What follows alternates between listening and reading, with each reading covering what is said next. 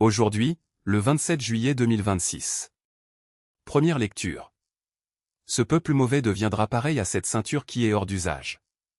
Lecture du livre de Jérémie le prophète. Ainsi m'a parlé le Seigneur. Va, tu achèteras une ceinture de lin. Et tu la mettras sur tes reins. Évite de la tremper dans l'eau. Selon la parole du Seigneur, j'ai acheté une ceinture. Et je l'ai mise sur mes reins. De nouveau, la parole du Seigneur me fut adressée. Avec la ceinture que tu as achetée. Et que tu portes sur les reins. Lève-toi, va jusqu'à l'Euphrate. Et là-bas cache-la dans la fente d'un rocher. Je suis donc allé la cacher près de l'Euphrate.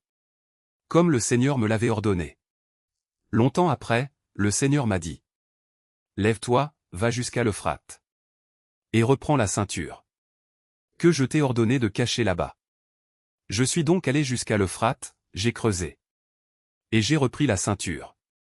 De l'endroit où je l'avais cachée. Et voici. La ceinture était pourrie, hors d'usage. Alors la parole du Seigneur me fut adressée. Ainsi parle le Seigneur. Voilà comment je ferai pourrir l'immense orgueil de Juda et de Jérusalem. Ce peuple mauvais. Qui suit les penchants de son cœur endurci. Et qui marche à la suite d'autres dieux. Pour les servir et se prosterner devant eux. Il deviendra pareil à cette ceinture. Qui est hors d'usage. En effet, de même qu'un homme s'attache une ceinture autour des reins. De même je m'étais attaché toute la maison d'Israël. Et toute la maison de Juda. Oracle du Seigneur. Pour qu'elle soit mon peuple. Mon renom, ma louange et ma parure. Mais elles n'ont pas écouté. Parole du Seigneur. Nous rendons grâce à Dieu. Cantique. Le Dieu qui t'a engendré, tu l'oublies. Tu dédaignes le rocher qui t'a mis au monde. Le Dieu qui t'a engendré, tu l'oublies. Le Seigneur l'a vu, il réprouve ses fils et ses filles qui l'ont exaspéré. Il dit, je vais leur cacher ma face. Et je verrai quel sera leur avenir. Oui, c'est une engeance pervertie. Ce sont des enfants sans foi. Eux m'ont rendu jaloux par un Dieu qui n'est pas Dieu. Exaspérés par leurs vaines idoles.